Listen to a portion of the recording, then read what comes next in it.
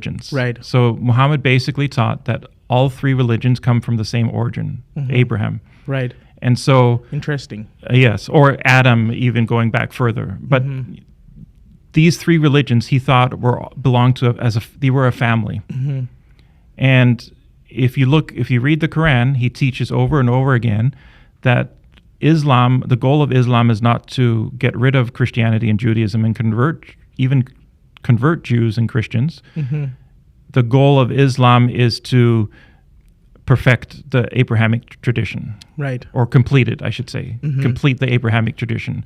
And actually remind Jewish and Christian people of their monotheistic origins. Yeah. People of the book, you would say something. Yes, exactly. So he calls Jews and Christians people of the book.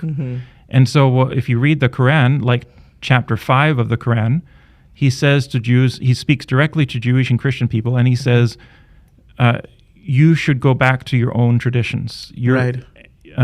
Read, in order to be faithful to God, Christians, you should read the Gospels. In order to be faithful to your tradition, Jewish people, you should read the Torah.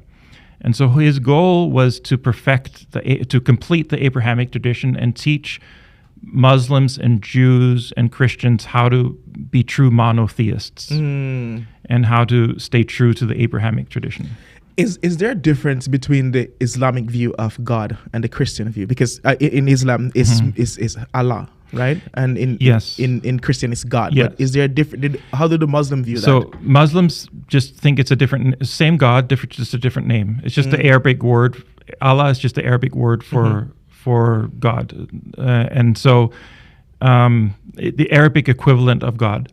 And so Muslims believe they're worshiping the same God as the Christians and the Jewish people. Really? Yeah. What is the Islamic concept of Jesus? So they believe that Jesus and all the Old Testament prophets are prophets of God. Right. Yeah. So they believe in Jesus in a prophetic sense, not like as Christian in the divinity sense, where it's God and man. Yes. Just a human being who became a prophet. Yeah. Is there a difference between Islamic pluralism and Christian pluralism? And probably you could talk about what those were first. Yeah. So Islamic pluralism was what I was discussing. Islam, Muhammad from the very beginning tried to. So from the very beginning, Muhammad from the very beginning of his political career in the city of Medina. Which in Arabic just means the city. Right. He was a political leader a chief in the city of Medina. Yeah. And from the very beginning, he created a constitution that was pluralistic. Right. He wanted Jewish people and Christians and Muslims to live together in peace.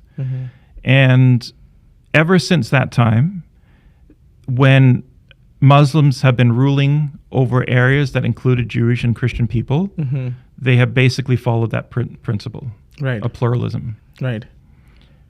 Now, that doesn't mean that everyone had the same rights. Right. I was going to come to that part. Yeah. Because in some instances, like some of the stuff that we learned was where there were different laws. Yes. So, for example, a Christian man couldn't marry a Muslim woman.